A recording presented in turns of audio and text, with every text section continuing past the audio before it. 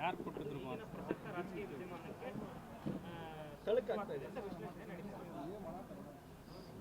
ನೋಡಿ, ಕೊಟ್ಟ ಮಾತದು ಯಾವ ಕಾಂಟೆಸ್ಟ್ನಲ್ಲಿ ಅವ್ರು ಹೇಳಿದ್ದಾರೆ ನಾನು ನೋಡಿಲ್ಲ, ಅದಕ್ಕೆ ರಿಯಾಕ್ಟ್ ಮಾಡೋದು ಸೂಕ್ತ ಅಲ್ಲ. ಬಟ್ ನಿಮ್ದೇನಾದರೂ ವಿಚಾರ ಇದ್ದರೆ ಹೇಳಿ. ಅದೇ ಸರ್, ಈಗ ಕೊಟ್ಟ ಮಾತು ಅಂದರೆ 2.5 ವರ್ಷ ಒಗಟಾಗಿ ಒಂದು ರೀತಿಯಾದಂಥ ಮಾತನ್ನ ಫೇಸ್ಬುಕ್ಕಲ್ಲಿ ಪೋಸ್ಟ್ ಮಾಡ್ತಾರೆ ಅಂತ ಹೇಳಿದ್ರೆ, ಅದು ಈ ಸಿಚುವೇಶನ್ನಲ್ಲಿ ಕೊಟ್ಟ ಮಾತಿನ ಬಗ್ಗೆನೇ ಚರ್ಚೆ ನಡೆದಿರುವಂಥ ಸಂದರ್ಭದಲ್ಲಿ ಅದು ವಿಶ್ಲೇಷಣೆ ಬೇರೆ ರೀತಿಯದೇ ಆಗ್ತಾ ಇದೆ ಸರ್. ನೋಡಿ, ಅವ್ರು ಇನ್ನೊಂದು ಕೊಟ್ಟಿದ್ದಾರೆ, 6 ಮಂದಿ ನಮಗೆ ಗೊತ್ತಿದೆ, 7ನೇದವ್ರಿಗೆ ಯಾರಿಗೂ ಗೊತ್ತಿಲ್ಲ ಅಂತ. ಮತ್ತು ನನಗೆ ಹಂಗೆ ಅದ್ರ ಬಗ್ಗೆ ರಿಯಾಕ್ಟ್ ಮಾಡೋಕ್ಕಾಗಲ್ಲ. 6 ಜನರಲ್ಲಿ ನೀವು ಒಬ್ಬರು ಆಗಿರ್ಬೋದಲ್ಲ ಸರ್? ನಾನು ಇಲ್ಲಲ್ಲ. ಹಂಗಂದ್ರೆ ಪರಮೇಶ್ವರ ಜಾರಕಿಹೊಳಿ ಅವರು ಅದು ಯಾರು 6 ಜನ ಇದ್ದಾರೆ ಅವ್ರಿಗೆ ಗೊತ್ತು.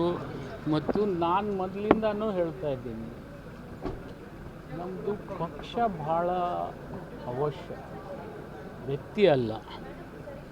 ಪಕ್ಷ ಉಳಿದ್ರೇ ವ್ಯಕ್ತಿ ಉಳಿತಾನೆ.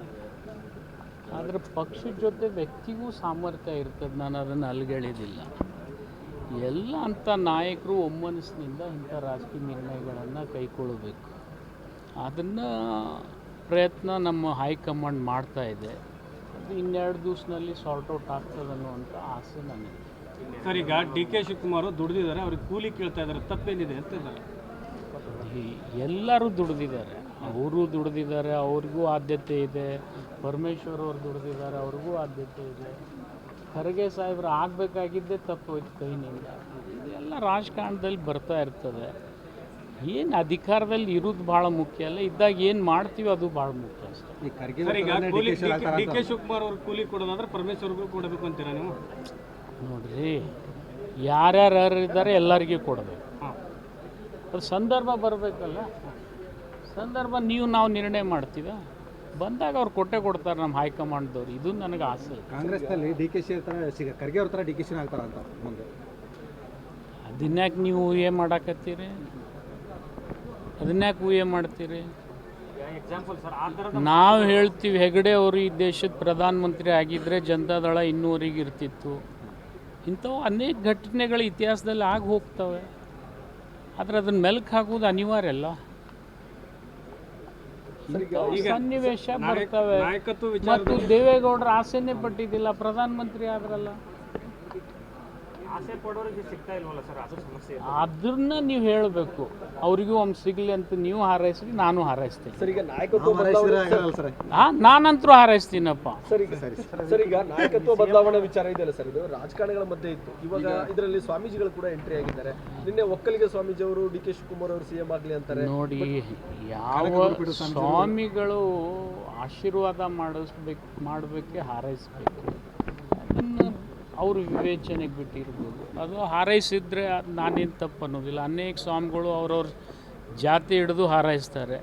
ಆದರೆ ಈ ದೇಶದೊಳಗೆ ಸ್ವಾಮಿಗಳು ರಾಜಕಾರಣಕ್ಕಿಂತ ಸ್ವಲ್ಪ ದೂರ ಇದ್ದರೆ ಒಳ್ಳೆಯದು. ಇಷ್ಟು ಮಾತ್ರ ನಾನು ವಿನಂತಿ ಮಾಡ್ತೀನಿ. ಭಾಳಷ್ಟು ಜನ ಸಲೀಂ ಅಹಮದ್ ಸಾಹೇಬರು ಮಾತಾಡೋದು ನಾನು 7-8 ಜಿಲ್ಲೆ ಉಸ್ತುವಾರಿ ಕೆಲಸ ಮಾಡಿದ್ದೀನಿ, ಕಾಂಗ್ರೆಸ್ ಸಂಘಟನೆ ಮಾಡಿದ್ದೀನಿ. ನನಗೂ ಕೂಡ ಕಳೆದ ಬಾರಿ ಸಿಗಬೇಕಿತ್ತು, ಸಿಗಲಿಲ್ಲ. ಸಚಿವ ಸ್ಥಾನ ಅಂತ ಬೇಸರ ವ್ಯಕ್ತಪಡಿಸಿದ್ದಾರೆ. ಒಂದು ಕಡೆ ಅವರು ಕೂಡ ಸಚಿವಾಕಾಂಕ್ಷಿ. ಭಾಳಷ್ಟು ಜನಕ್ಕೆ ಬೇಸರ ಇದೆ. ಬಸವರಾಜ ಶಿವಣ್ಣವರು ಕೂಡ ಹೇಳಿದರು, ನಾನು ಆಕಾಂಕ್ಷಿ ಇದ್ದೀನಿ, ಒಂದು ಜಾಸ್ತಿ ಪ್ರಾಧಾನ್ಯತೆ ನಾನು ಕೊಟ್ಟರೆ ಅನುಕೂಲ ಅಂತ. ಏನು ಹೇಳ್ತೀರಿ ಸರ್? ಅದು ರಾಜಕಾರಣದಲ್ಲಿ ಯಾರೇ ಇರಲಿ, ಎಲ್ಲರಿಗೂ ಆಸೆ ಇರ್ತದೆ. ತಪ್ಪೇನಿದೆ? ಸಮಯ ಬಂದಾಗ ಅವ್ರಿಗೂ ಸಿಗ್ಬೋದು. ಸಾಯ್ಬೇಕಲ್ಲ. ರೀಶಫಲ್ ಆಗುತ್ತಾ ಅಥವಾ ವಿಸ್ತರಣೆನ ಅನ್ನೋದ್ರ ಬಗ್ಗೆ ಅದು ನನಗೆ ಗೊತ್ತಿಲ್ಲ, ನೀವೇ ಹುಡುಕಾಡಿ. ಸರ್, ಈಗ ಕಾಂಗ್ರೆಸ್ನಲ್ಲಿ ಬಣ ರಾಜಕೀಯ ಜೋರಾಗ್ತಿದೆ. ಒಂದು ಡಿ ಕೆ ಶಿ ಬಣ, ಒಂದು ಸಿದ್ದರಾಮಯ್ಯನವರ ಬಣ. ನಮ್ಮಲ್ಲಿ ಯಾವುದು ಬಣ ಇಲ್ಲ. ನೀವು ಸೃಷ್ಟಿ ಮಾಡಕ್ಕೆ ಹೋಗಬೇಡಿ. ನಾವೆಲ್ಲರೂ 140 ಜನ ಒಂದೇ ಇದೆ. ಈ ಸಹಿ ಸಂಗ್ರಹಣೆ ಮಾಡೋದು, ಕುದುರೆ ವ್ಯಾಪಾರ ಮಾಡ್ತಾ ಇದ್ದಾರೆ ಅನ್ನೋಂಥ ಆರೋಪವನ್ನು ನಿಮ್ಮ ಬಲ್ಲಿ ನೀವು ರಿಪೀಟೆಡ್ಲಿ ಕುದುರೆ ಜೋಶಿ ಅವರ ಒಂದು ಸ್ವಲ್ಪ ತೋರಿಸ್ಬಿಡ್ರಿ. ಒಂದು ಸರ್ತಿ ತೋರಿಸ್ರಿ ಯಾರು ತಗೊಂಡಿದ್ದಾರೆ. ಒಂದು ಸರ್ತಿ ತೋರಿಸ್ರಿ, ಸುಮ್ಮನೆ ಮಾತನಾಡಬಾರ್ದು. ಯಾರೇ ಒಬ್ರಿಗೆ ಕೊಟ್ಟಿದ್ರೆ, ಒಬ್ರು ತಗೊಂಡಿದ್ರೆ, ಹಿಂದಕ್ಕೊಂದು ಸರ್ತಿ ಗೊತ್ತಿದೆ ಲೋಕಸಭೆಯಲ್ಲಿ ಏನಾಗಿತ್ತು ಅನ್ನೋದು. ಅದು ಕೊಟ್ಟು ಸಿಕ್ಕಾಕೊಂಡಿದ್ರೆ ಅದನ್ನ ಮೊದಲು ತೊಳೀರಂತೇಳಿ. ಸರ್, ಈಗ ಜೈಲ್ನಾಗಿದ್ದವ್ರನ್ನ ಭೇಟಿ ಆಗ್ತಾರೆ ಡಿ ಕೆ ಶಿವಕುಮಾರ್ ಅವರು. ನೋಡಿ, ನೀವು ನೋಡಿರಿ ಸಹಿ ಅಲ್ಲ, ಆರೋಪ ಕೇಳಿ ಬರ್ತಾ ಇದೆ. ಯಾರಿಗಾದ್ರೂ ಡಿ ಕೆ ಶಿವಕುಮಾರ್ ಅವ್ರ ಪಾಪ ಅವ್ರ ಮೇಲೆ ಕೇಸ್ ಇದ್ದಾಗ ಸೋನಿಯಾ ಗಾಂಧಿ ಮೇಡಮ್ ಹೋಗಿದ್ರು ತಪ್ಪಂತೀರಾ?